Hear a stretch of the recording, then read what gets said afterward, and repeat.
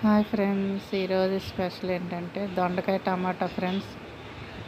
అరకిలో దొండకాయలు తీసుకుంటే 10 కాయల దాకా పండిపోయినాయి ఫ్రెండ్స్. ఏం చేయాలి, అది కూర కింద అయితే సరిపోతుంది కానీ ఏపుడికైతే సరిపోదు ఫ్రెండ్స్. అందుకని టమాటా యాడ్ చేసి ఒక కూరలాగా వండుతున్నాను ఫ్రెండ్స్. ముందుగా దొండకాయలు, టమాటాలు, పచ్చిమిర్చి బాగున్నంత వరకు కట్ చేసుకున్నాను.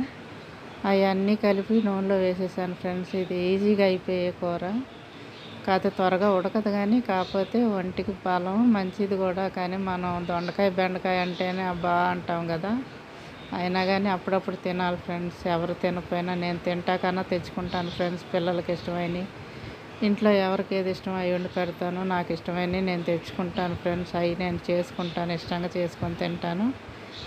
ఇప్పుడు ఇది సింపుల్గా ఎలాగైపోయిందని అనుకుంటున్నారా?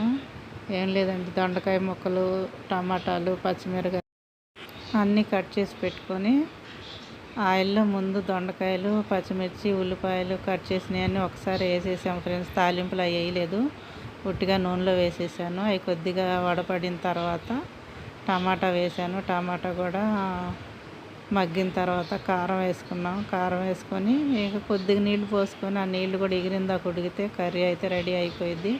చాలా బాగుంటుంది ఫ్రెండ్స్. ఇదైతే నాకు చాలా ఇష్టం. ఫ్రై కంటే టమాటా వేసుకుంటే ఇష్టం ఫ్రెండ్స్. లైక్ చేయండి, షేర్ చేయండి. నేనైతే అన్నం తినబోతున్నాను. మీరేం